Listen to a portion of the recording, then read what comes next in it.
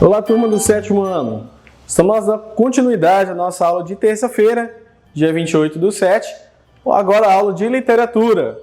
Bem, em nossa última aula, nós vimos no livro de Teleco Coelhinho que ele havia saído de casa, juntamente com Teresa, e ali o dono da casa tinha voltado ao seu hobby, que era a questão de colecionar selos, e de repente havia chegado um cachorro. Nós tínhamos colocado aqui se realmente esse cachorro seria Teleco. Nós vamos encerrar aqui a nossa leitura e vamos fazer uma análise no final, certo? Vamos para a nossa leitura? Vamos lá! Vou só relembrar aí para vocês que diz assim: foi a última vez que os vi. Tive mais tarde vagas notícias de um mágico chamado Barbosa a fazer sucesso na cidade. A falta de maiores esclarecimentos, acreditei ser mera coincidência de nomes. A minha paixão por Teresa se esfumara no tempo e voltara-me a interesse pelos selos. As horas disponíveis eu as ocupava com a coleção. Estava, uma noite, precisamente colando exemplares raros, recebidos na véspera, quando saltou, janela dentro, um cachorro. Refeito do susto, fiz menção de correr o animal. Todavia, não cheguei a enxotá-lo. Sou Teleco, seu amigo, afirmou com uma voz excessivamente trêmula e triste, transformando-se em uma cotia. E ela? Perguntei com simulada displicência. Teresa, sem que concluísse a frase, adquiriu as formas de um pavão. Havia muitas cores. O circo, ela estava linda. Foi horrível. Prosseguiu, chocalhando os guizos de uma cascavel. Seguiu-se breve silêncio, antes que voltasse a falar. O uniforme, muito branco, 5 cordas, amanhã serei homem. As palavras saíam-lhe espremidas, sem nexo, à medida que Teleco se metamorfoseava em outros animais. Por um momento, ficou a tossir, uma tosse nervosa, fraca. A princípio, avultava com as mutações dele em bichos maiores, enquanto eu lhe suplicava que se aquietasse.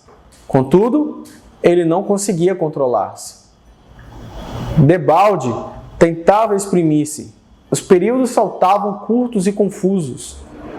Pare com isso e fale mais calmo, insistia eu, impaciente com as contínuas transformações.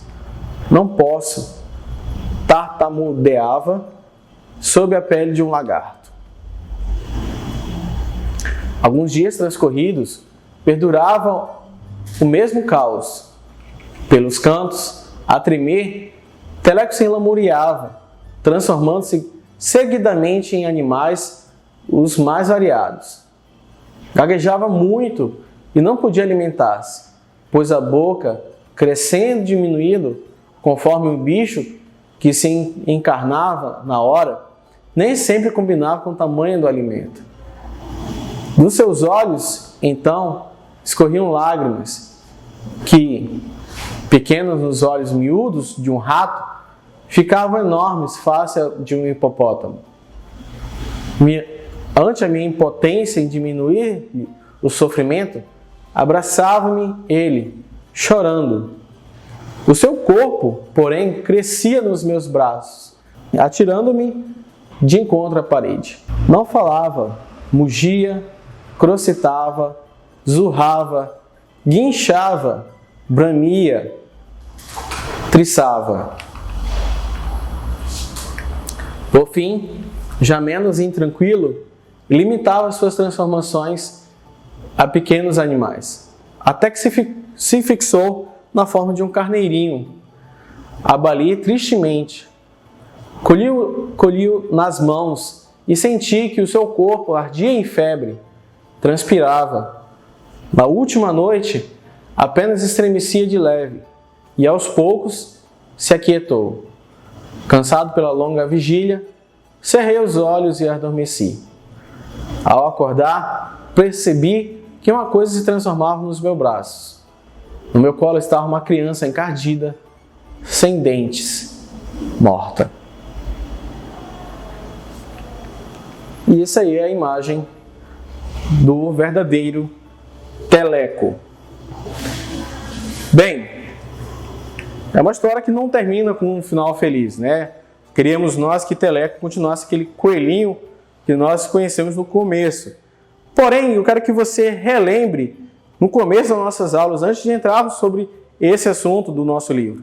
Eu pedi para você analisar sobre fases da vida, para você conhecer a questão de transformações de sua casa, do seu bairro e tudo mais. Você observou que Teleco, ele modifica a cada momento. No seu momento ali antes da sua morte, ele fica ali na questão de transformar em várias e às vezes não entra em lugar algum.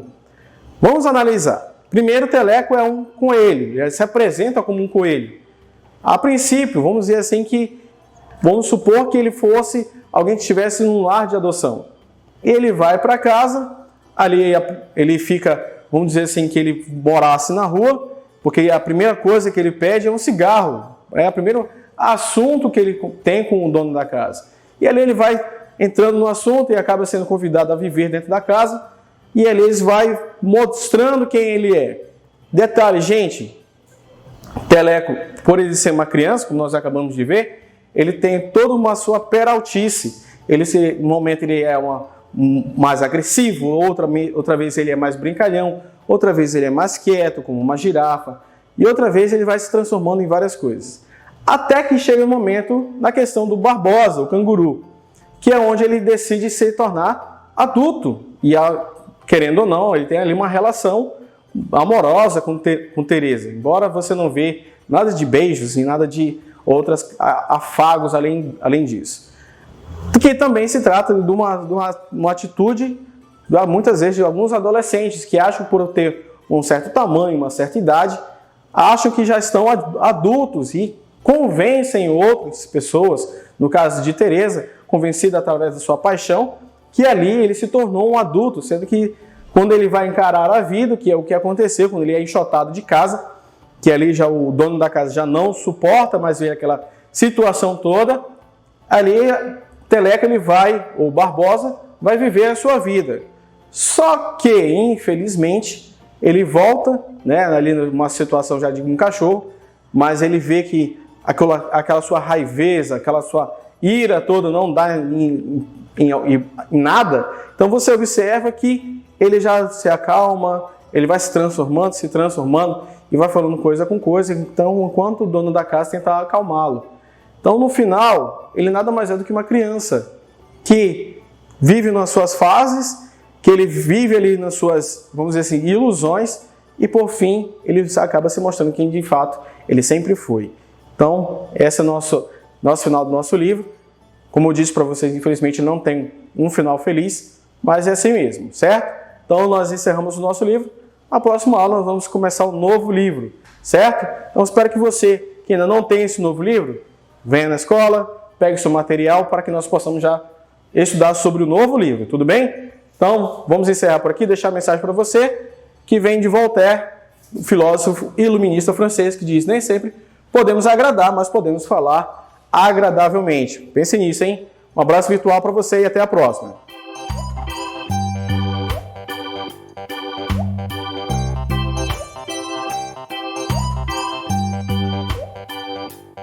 Olá, turma do 7º ano. Estamos outra vez juntos aqui hoje, terça-feira, dia 28/7. Estamos encaminhando para o final do mês. Vamos aqui hoje encerrar o nosso gênero, que é o gênero diário. Mas antes de nós fizermos nosso encerramento, nós vamos relembrar tópicos importantes desse gênero para que você possa finalizar aí com chave de ouro e futuramente você for compreender sobre o gênero diário, você já tem uma noção a respeito dele. Então, vamos aqui para a nossa compreensão e relembrar algumas partes importantes desse gênero. Vamos lá. Vamos relembrar aí característica do diário. As principais características do diário são relatos pessoais, histórias verídicas, registro de acontecimentos, escritos em primeira pessoa, registros em ordem cronológica, caráter intimista e confidente, subjetividade e espontaneidade, escrita confessional, vocabulário simples, presença de foco cativo, linguagem informal e textos assinados. Vamos sobre tipos? Vamos ver os tipos? Só relembrar? Vamos lá. Os tipos mais comuns de diário são de ficção, né? Aqui tem o exemplo, que é o Diário de um Banana, né? Do cartunista Jeff Kinney. Tem o diário online, que nós estudamos, que é a questão do blog, que fica disponível na internet. O diário de gravidez, que foi o último que nós estudamos na aula anterior, que é feito um registro da gestação da mulher, né? E tem o diário de viagem, que conta a parte de um passeio, de um lugar que a pessoa viajou por algum momento. Vamos aqui para relembrar a análise que nós fizemos do diário de Anne Frank. Ela era uma judia e foi presa, levada aos campos de concentração nazistas, mesmo com pouca idade. Lembrando que ela tinha ali em torno de uns 13 anos. Mesmo em seu lugar sombrio, ela decide escrever como era o seu convívio, pois seu sonho era ser escritora. E aí nós vimos que ela tinha essa idade que eu acabei de falar, em torno de 13 anos, só que infelizmente, mesmo com essa pouca idade, ela foi levada para os campos de concentração e aí infelizmente acabou falecendo. Vamos para a próxima, contando a história virtualmente, aí que é a questão que nós tínhamos estudado, que foi dos diários virtuais. Vamos lá, vamos aqui para o segundo parágrafo. Os blogs, diferentes dos diários físicos, são lugares onde o seu espaço está visível. É claro, quem você mandar, né, suas fotos, suas manias, tudo que você deseja colocar de uma maneira muito mais intuitiva. Lá é possível colocar vídeos, diferente, né, no caso do diário físico, né? Registrando lugares, pessoas, saudades, momentos importantes que marcaram sua vida.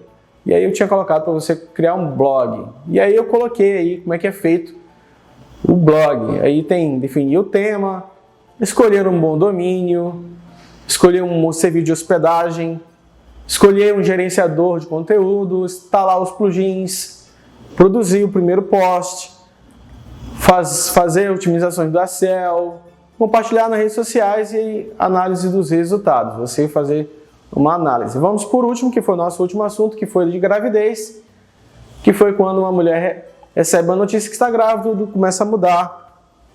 E aí, seus pensamentos, sentimentos, emoções, desejos. A mulher passa a pensar como irá cuidar desse bebê e como será o rostinho da criança, com quem irá aparecer e qual será a primeira palavra. São as euforias que vêm nas gestantes. Ok, então, resumindo tudo que nós estudamos, esses foram alguns tópicos que eu achei importante, somente para você relembrar sobre o gênero diário.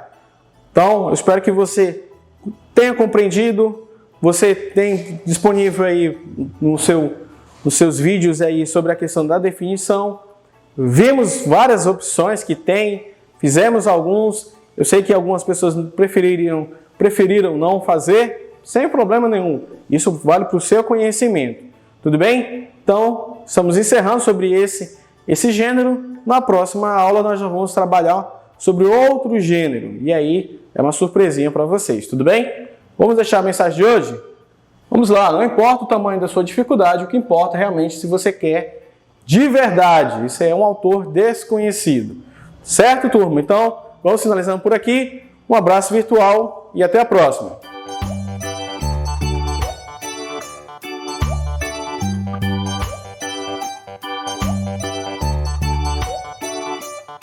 Olá, alunos do 7º ano, tudo bem com vocês? Bom, professora de ciências, para dar continuidade ao nosso conteúdo. E hoje eu vim falar para vocês sobre como as raízes do cerrado levam água a torneira de todas as regiões do Brasil. Páginas 60 e 61 do livro didático. Não esqueça de colocar em cima dessas páginas a data de hoje, que é dia 28/7/2020, tá? Então a gente vai falar sobre isso, olha só. Bom, o Rio São Francisco, gente, ele está secando. A gente vai entender sobre essa afirmação já já. O alerta é do arqueólogo e antropólogo baiano Altair Salles Barbosa. Ele estuda há quase 50 anos o papel do cerrado, né, o bioma cerrado, na regulação de grandes rios da América do Sul. Vamos entender o que é o arqueólogo. Arqueólogo, ele é o pesquisador que estuda os diferentes aspectos das origens e do desenvolvimento da história da humanidade, as culturas e os hábitos das comunidades antigas, tá? O antropólogo, ele é o especialista que estuda os aspectos dos seres humanos nas sociedades passadas e recentes. E aquíferos, a gente vai falar sobre isso também. O que é aquíferos? Formações rochosas que armazenam água em regiões subterrâneas da crosta terrestre. Bom, a rápida destruição desse bioma está prejudicando a gigantesca rede de raízes que atuam como uma esponja. O que acontece? A vegetação do bioma do cerrado, elas são tantas raízes entrelaçadas que elas formam uma espécie de esponja. Então vem a chuva, lógico, né? Precisa da chuva, só que esse bioma depende dessas raízes para que se armazene água ali. O que acontece? Essa rede atua recarregando os aquíferos com isso, por causa das raízes dessas plantas. E o Rio São Francisco, como eu falei lá no começo para vocês, as represas de São Paulo e Brasília vêm dos aquíferos do Cerrado, Guarani, Urucuia e Bambuí. São aquíferos lá do Cerrado, que vêm reabastecer outras regiões aí do Brasil. Então, como é importante, né, a gente estar preservando os biomas, o que tem a ver uma coisa com a outra. De um canto vai para outro, olha só como depende, né, dos aquíferos. Então, se o cerrado tiver ali uma destruição ali dessa vegetação, os aquíferos deles vai sofrer ali uma drástica redução de água, e aí o Rio São Francisco e a represa São Paulo, Brasília vão acabar sofrendo também com isso, a consequência. Bom, os aquíferos, eles precisam da chuva para se reabastecerem, mas eles dependem das plantas para que a água chegue no subterrâneo, que é ali onde ficam os aquíferos. A maioria das plantas do cerrado não atinge a superfície e possui raízes profundas e bastante ramificadas para sobreviver, que no caso ali, adaptações desse bioma para elas sobreviverem ali. E essas raízes profundas e muito ramificadas que formam ali essas esponjas. Bom, as raízes ramificadas se entrelaçam formando uma espécie de esponja, e esse complexo sistema radicular retém a água e alimenta as plantas na estação seca. E o líquido que não é absorvido por essa planta, pelas raízes dessas plantas, elas vão para o lençol freático e vai passar para o aquífero, tá? Que é aqueles que eu falei para vocês ainda agora. E em 1970, a expansão da pecuária e de grandes plantações de grãos e algodão pelo cerrado acabou prejudicando ali esse bioma. Aí foi perguntado para esse pesquisador, para esse antropólogo, né? Bastaria então replantar o cerrado para garantir a recarga dos aquíferos?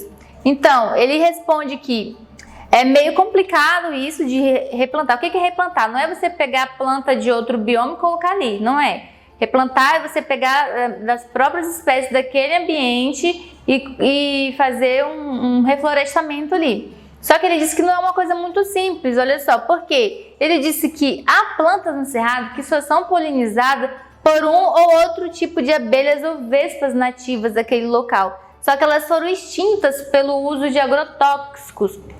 Então, para vocês verem a gravidade da situação, não tem como. Ele até fala que elas podem se Elas podem ser replantadas, mas elas não vão poder se reproduzir por falta de polinizadores específicos que elas dependem, no caso das abelhas. Então, esse aqui já é um tema até mais profundo, né, sobre agrotóxicos, né? Quando estava lá, problema lá de devastação ali do bioma, mas também tem um outro tipo de problema, agrotóxico. Ano passado teve, inclusive, a liberação de vários outros agrotóxicos que, inclusive, pode até causar problemas nos seres humanos, né, na saúde diretamente. E muitos prejudicam ali as abelhas, que são os grandes polinizadores de várias plantações, entendeu? Então, é muito importante ali a ação das abelhas diretamente para a nossa alimentação mesmo. Ali, ó, o cerrado também é uma espécie de museu, porque muitas plantas levam séculos para se desenvolver e desempenhar plenamente suas funções ecológicas. Exemplo disso temos os buritis. Então, nesse bioma, eles demoram muito para crescer e se desenvolverem e fazer as suas funções ecológicas. Por isso ainda também mais uma coisa complicada aí. Ó, hoje existem cerca de 13 mil tipos de plantas no cerrado, porém, não mais de 200 podem ser produzidas em viveiros. Então é muito difícil você pegar essas plantas e conseguir fazer elas sobreviver em viveiros, né? Bom, aí eu vou pedir para vocês pesquisarem esses dois temas. Primeiro, de que maneira a manutenção das plantas do bioma cerrado é importante para garantir a preservação da biodiversidade em outros ambientes próximos e também na vida dos próprios seres humanos. 2. Pesquise a localização dos principais aquíferos do Brasil. Quais atitudes podem ser tomadas no dia a dia para que sejam preservados? Então tá, pega essas duas questões, pesquisem. Nos plantões a gente vai estar falando sobre isso, tirando dúvidas das atividades também. E sobre isso aqui, que é uma questão até muito importante, né? De como preservar, como é importante a gente entender de bioma e como ele interfere ali na nossa vida, tá bom? Então por hoje, gente, é só. Eu espero vocês na próxima aula. E continue mandando as atividades de vocês, que estou acompanhando e dando ok, respondendo para vocês de acordo, vocês estão me enviando, tá bom? Um beijo, um abraço, até a próxima aula. Tchau!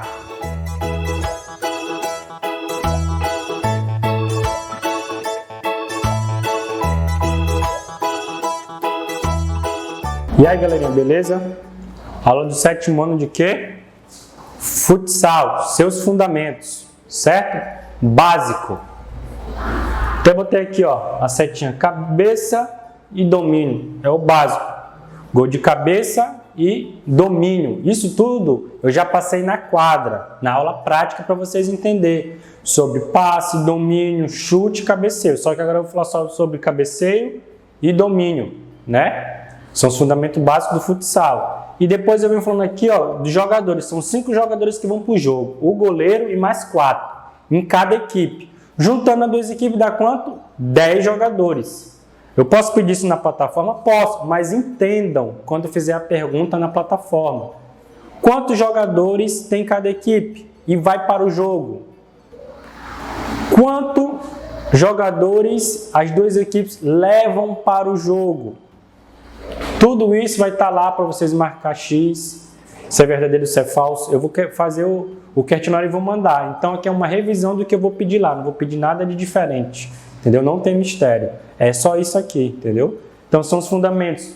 Cabeça e domínio. São 5 jogadores que vai para cada equipe, né? Para o jogo, cada equipe tem 5 jogadores. Mais os reservas, não estou pedindo isso, estou pedindo só quem vai para o jogo. Que são os fundamentos básicos do futsal. Tá, 7º ano? Qualquer dúvida, tem terça-feira. Tira dúvida na plataforma, né? Vou passar o questionário para vocês fazerem, vale nota. Dúvida, pesquise, procure a resposta, mas respondam, não tenham dúvida. E também eu não vou passar uma coisa que eu não estou passando aqui, para vocês entenderem e escrever lá na plataforma e marcar, entendeu? Não tem nada de diferente, beleza? Valeu e obrigado.